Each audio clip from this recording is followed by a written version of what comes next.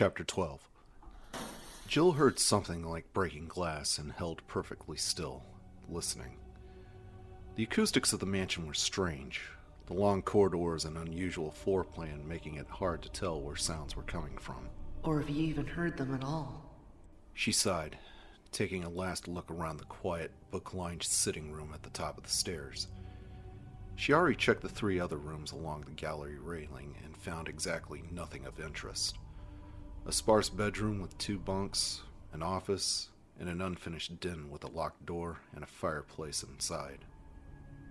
The only switches she found were light switches, though she had gotten excited over a rather sinister-looking black button on the wall of the office, until she pushed it and found that she managed to discover the drainage control for an empty fish tank in the corner.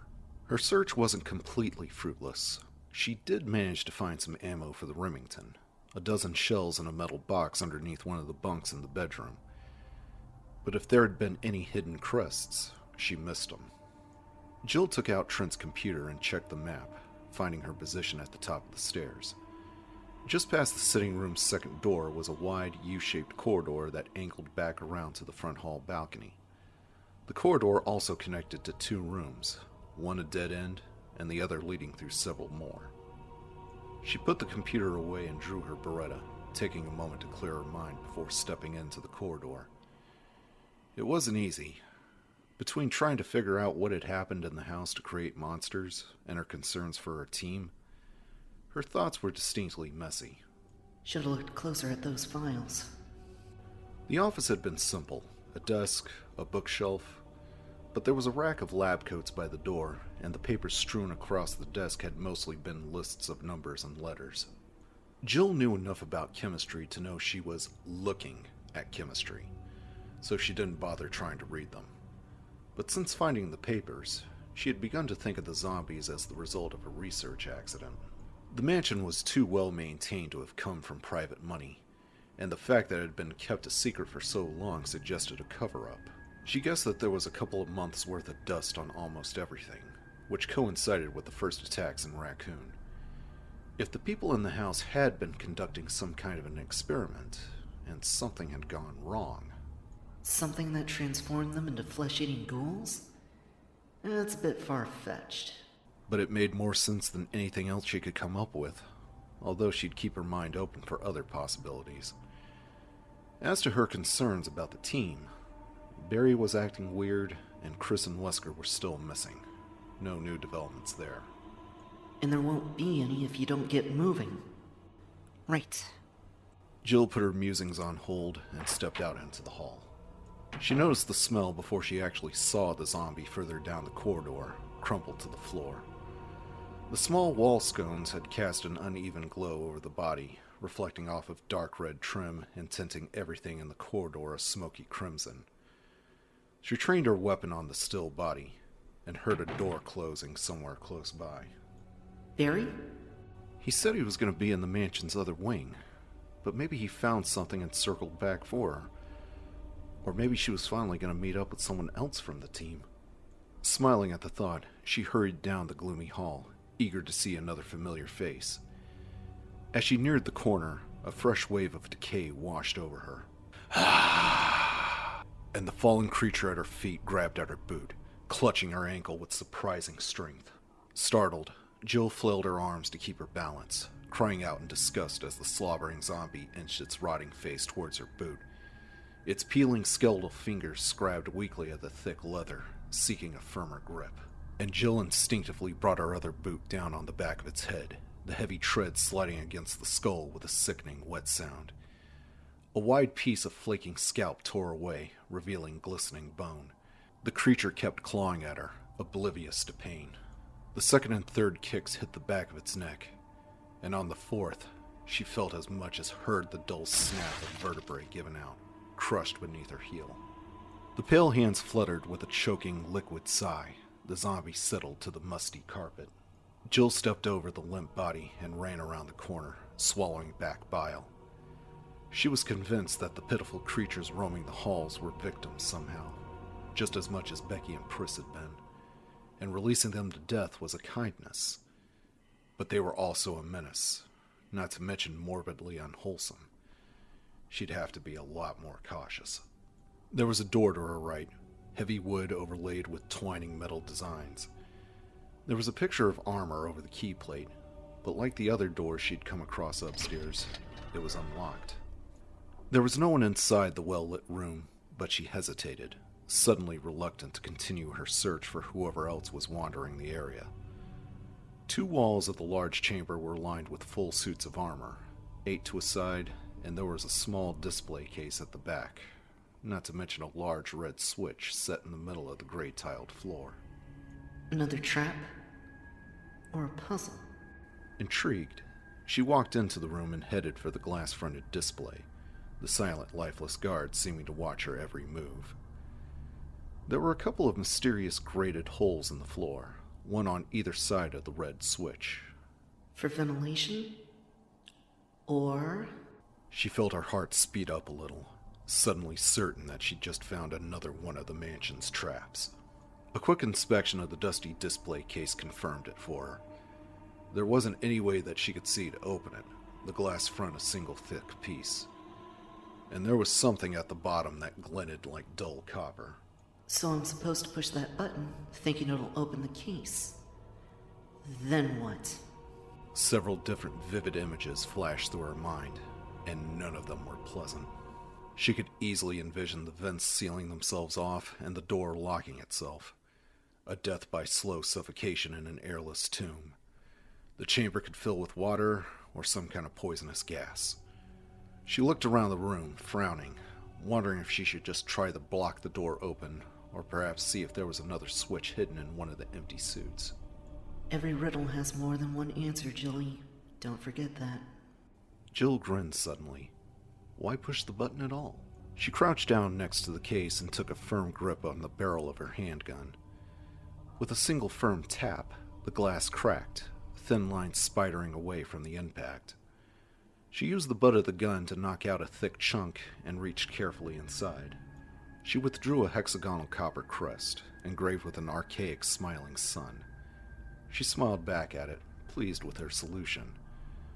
Apparently some of the house's tricks could be worked around, provided of course she ignored a few rules of fair play. All the same, she found herself hurrying back to the door, not wanting to call it a win until she was clear of the solemn chamber. Stepping back into the blood-hued corridor, she stood for a moment, holding the crest as she weighed her options. She could continue to look for whoever had closed the door, or head back to the puzzle lock and place the crest. As much as she wanted to find her team, Barry had been right about needing to get out of the mansion. If any of the other stars were still alive, they'd surely also be looking for an escape. Her thoughtful gaze fell across the fetid, broken creature that she just killed, lingering on the slowly spreading pool of dark fluid surrounding its scabby head, and realized suddenly that she desperately wanted to leave the house, to escape the tainted air and the pestilent creatures that stalked its cold and dusty halls. She wanted out, and she wanted out as soon as humanly possible. Her mind made up, Jill hurried back the way she'd come, gripping the heavy crest tightly. She already uncovered 2 of the pieces that the stars needed to escape the mansion. Now, she didn't know what they'd be escaping into, but anything had to be better than what they would leave behind.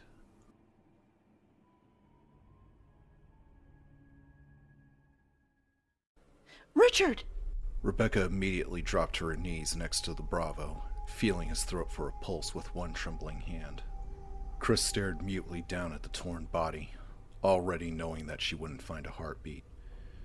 The gaping wound on Richard Aiken's right shoulder was drying, no fresh blood seeping through the mutilated tissue. He was dead. He watched Rebecca's slender hand slowly drop away from the Bravo's neck, and then reach up to close his glazed, unseeing eyes. Her shoulders slumped. Chris felt sick over their discovery. The communications expert had been a positive, sweet guy, and he was only 23 years old. He looked around the silent room, searching randomly for some clue as to how Richard had died. The room they entered just off the second-floor balcony was undecorated and empty. Other than Richard, there was nothing.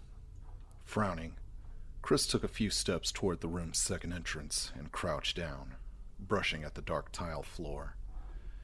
There was a dried crust of blood in the shape of a boot heel between Richard's body and the plain wooden door 10 feet away.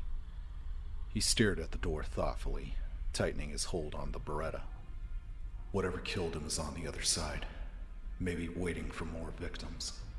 Chris, take a look at this. Rebecca was still kneeling by Richard, her gaze fixed on the bloody mess of his torn shoulder. Chris joined her, not sure what he was supposed to be looking at. The wound was ragged and messy, the flesh discolored by trauma. Strange, though, it didn't seem very deep. You see these purple lines radiating out from the cuts?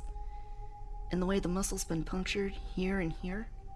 She pointed out 2 dark holes about 6 inches apart, each surrounded by skin that had turned an infected-looking red. Rebecca sat back on her heels, looking up at him. I think he was poisoned. It looks like a snake bite. Chris stared at her. The hell kind of a snake gets that big? She shook her head as she stood up. Your guess is as good as mine. Maybe it was something else. But that wound shouldn't have killed him.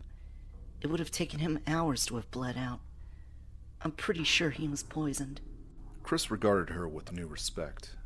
She had a good eye for details and was handling herself remarkably well, all things considered. He searched Richard's body quickly, coming up with another full clip and a shortwave radio. He handed both to Rebecca, tucking Richard's empty Beretta into his waistband. He looked at the door again, and then back at Rebecca. Whatever killed him might be back there. We'll just have to be careful then, won't we? Without another word, she walked to the door and stood there, waiting for him. I gotta stop thinking of her as a kid. She's outlived most of the rest of her team already. She doesn't need me patronizing her or to tell her to wait behind. He stepped up to the door and nodded at her. She turned the knob and pushed it open, both of them raising their weapons as they edged into a narrow hallway. Straight ahead were a few wood steps leading to a closed door. To their left, an offshoot of the hall and another door at the end. There was blood smeared on the walls bordering the steps, and Chris was suddenly certain that it was Richard's. His killer was behind that door. He motioned down the offshoot, speaking quietly. You take that room. You run into any trouble, come back here and wait. Check back in 5 minutes either way. Rebecca nodded and moved down the narrow hall. Chris waited until she had gone into the room before climbing the steps, his heart already thudding solidly against his ribs. The door was locked, but Chris saw that there was a tiny shield etched next to the keyhole. Rebecca was turning out to be more useful than he could have possibly imagined. He took out the key she'd given him and unlocked the wide door, checking his Beretta before moving inside. The room he entered into was a large attic, as plain and unassuming as the rest of the mansion was ornate. Wooden support beams extended from the floor to the sloping ceiling, and other than a few boxes and barrels against the walls, it was empty. Chris walked further in, his guard up as he scanned for movement. At the other side of the long room was a partial wall, maybe 4 feet by 9, standing several feet from the back of the attic. It reminded him of a horse stall, and it was the only area that wasn't open to view. Chris moved towards it slowly, his boots against the wood floor sending hollow echoes through the cool air. He edged to the wall, training his Beretta over the top as he peered down, heart pounding. No snake, but there was a jagged hole near the floorboards between the 2 walls, a foot high and a couple across, and a strange acrid odor, musky like the smell of some wild animal.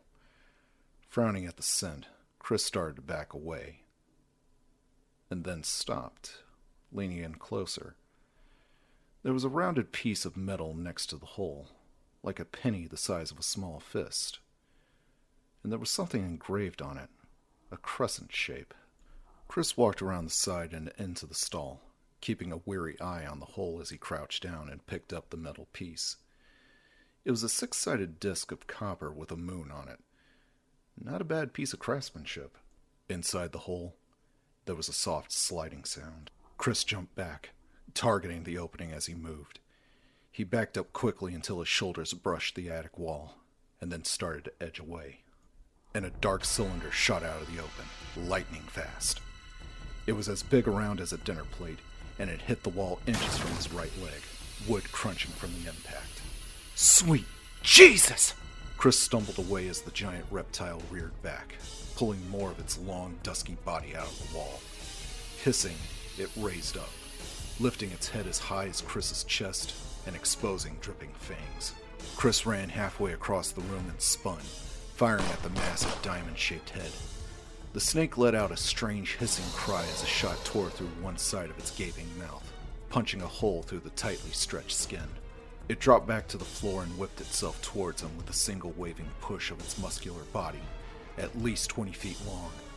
Chris fired again, and a chunk of scaly flesh erupted from the snake's back, dark blood spewing from the wound. With another roaring hiss, the animal reared up in front of him, its head only inches from Chris's gun, blood gushing from the hole in its mouth. Eyes! Get the eyes! Chris pulled the trigger and the snake fell across him, knocking him to the floor, its body thrashing wildly. The tail slammed into one of the thick support beams hard enough to crack it as Chris struggled to free his pinned arms, to at least hurt it worse before he died.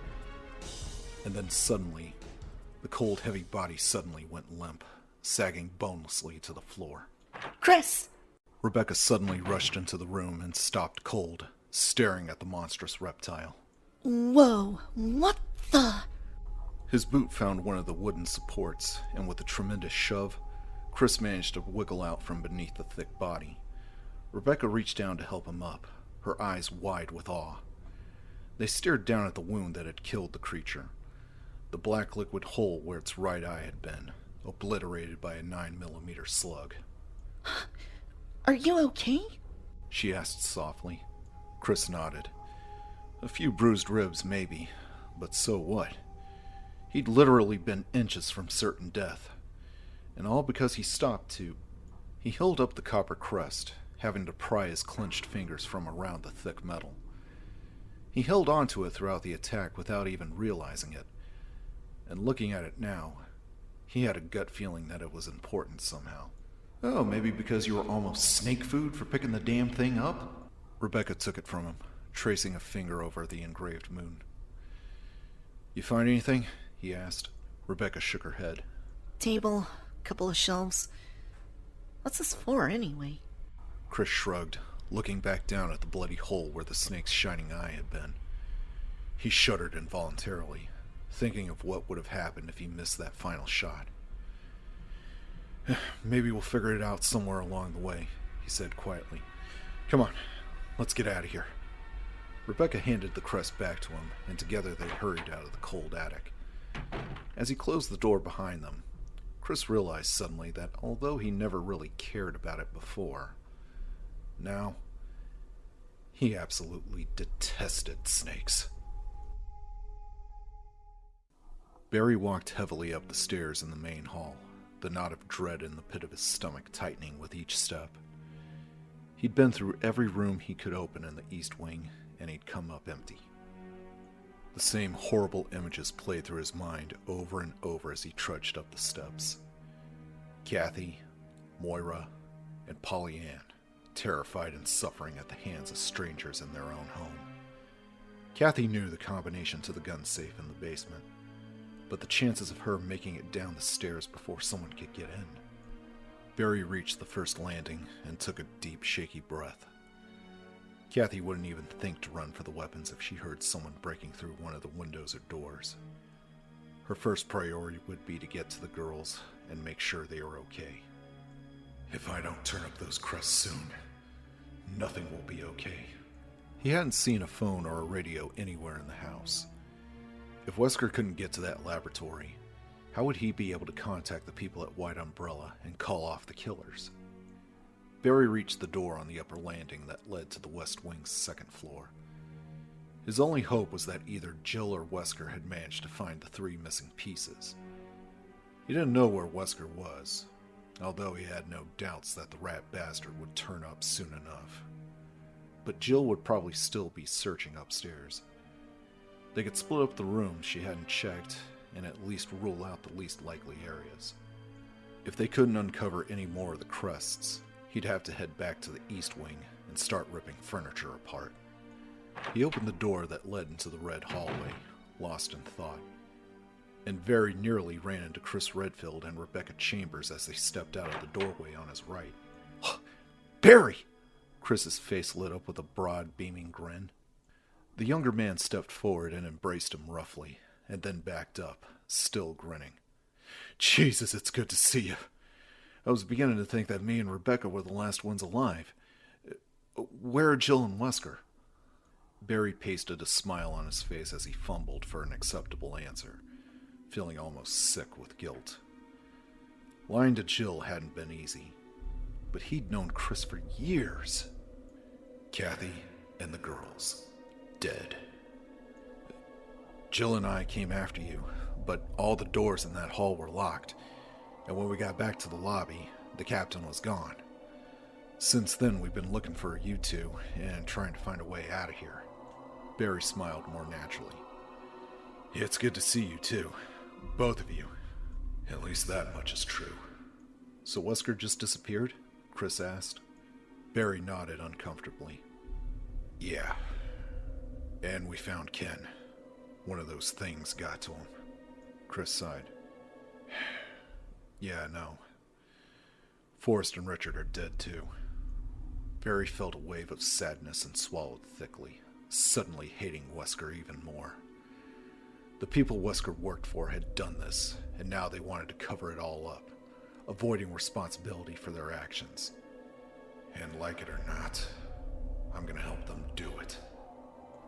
Barry took a deep breath and fixed an image of his wife and daughters in his mind's eye. "Jill found a back door, and we think it could be a way out. Except it's got this trick lock to it, like a puzzle. And we gotta get all the pieces together in order to open it. There's these 4 metal crests made out of copper. Jill got one already, and we think the rest are hidden throughout the mansion." He trailed off at Chris's sudden grin as Chris reached into his vest. You ain't something like this?" Barry stared at the crest that Chris had produced, feeling his heart speed up. "Yeah, that's one of them. Where'd you find it?" Chris let out a breath. "Man, is that a story." Rebecca spoke up, smiling shyly. He had to fight a big snake for it. A really big snake. I think it may have been affected by the accident through a cross-genus virus. Those are pretty rare. Barry reached for the crest as casually as he could manage, frowning. "An accident?" Chris nodded. "Yeah, we found some kind of information that suggests there's some kind of secret research facility here on the estate, and that something they were working on got loose. Some sort of a virus." One that can apparently infect mammals and reptiles. Not just different species, different families. Rebecca added. "It certainly infected mine," Barry thought bleakly. He let his frown deepen, feigning thoughtfulness as he struggled to come up with an excuse to get away. The captain wouldn't approach him unless he was alone, and he was desperate to get the copper piece into place, to prove that he was still on board, cooperating, and that he convinced the rest of the team to help him look. He could feel the seconds ticking away, the metal growing warm beneath his sweating fingers. We gotta get the feds in on this," he said finally. "I'm talking a full investigation, military support, quarantine of the area, the works." Chris and Rebecca were both nodding, and again Barry felt nearly overwhelmed by guilt. Good God, if they only weren't so trusting. But in order to do that, we have to find all the other crests. Jill might have turned up another one by now, maybe both of them. I can only pray. "You know where she is?" Chris asked. Barry nodded, thinking fast. "I'm pretty sure, but this place is kind of like a maze. Why don't you two go wait in the main hall while I go get her? That way we can organize our search, do a more thorough job." He smiled, hoping it looked more convincing than it felt. "Though if we don't turn up soon, keep looking for more of those pieces. The back door's at the end of the West Wing corridors, first floor." Chris just stared at him for a moment, and Barry could see the questions forming on his bright gaze. Questions that Barry wouldn't be able to answer. Why split up at all? What about finding the missing captain? And how could he be certain that the back door was an escape? Please. Please just do as I say. Okay, fair enough, Chris said reluctantly. Well, wait. But if she's not where you think she is, come back and get us. We stand a better chance of making it through this nightmare if we stick together. Barry nodded, and before Chris could say anything more, he turned and jogged away down the dim hall.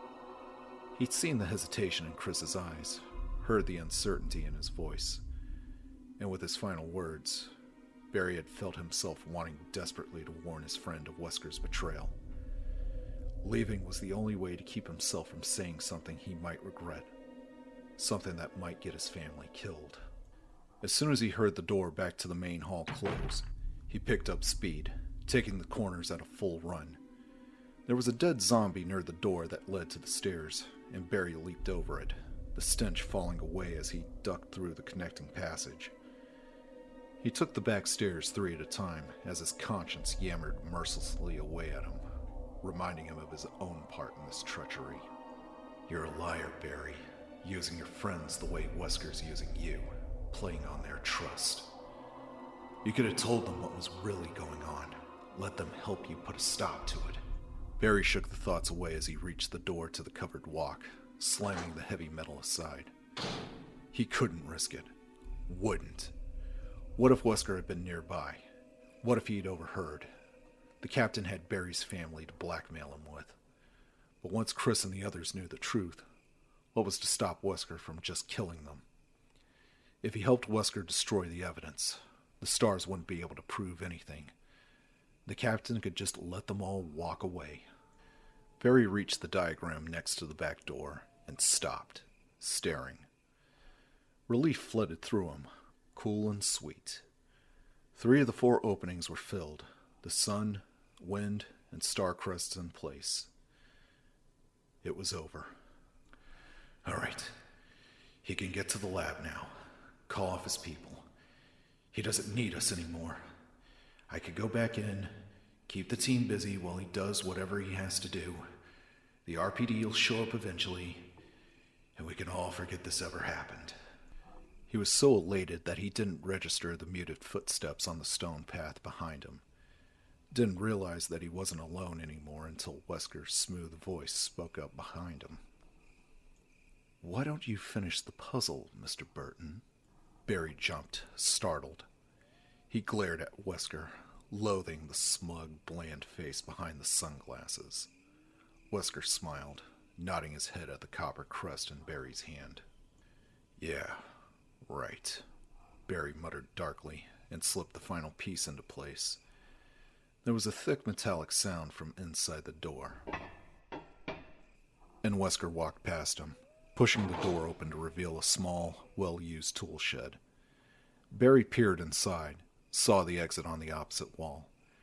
There was no diagram set next to it. No more crazy puzzles to figure out. Kathy and the girls were safe. With a low bow, Wesker motioned for Barry to step inside the shed, still smiling. "Time's short, Barry, and there's still quite a bit for us to do." Barry stared at him, confused. "The hell are you talking about? You can get to the lab now, right?" Yes and no. You see, there's been a slight change of plans. It turns out I need to find something else. And the good news is, I have a good idea of where it might be. The bad news is that there are some dangers involved. And since you've done such a great job thus far, I want you to come along. Wesker's smile transformed into a shark-like grin, a cold, pitiless reminder of what was at stake. In fact, I'm afraid I'm going to have to insist upon it. After a long, terrible minute, Barry nodded helplessly.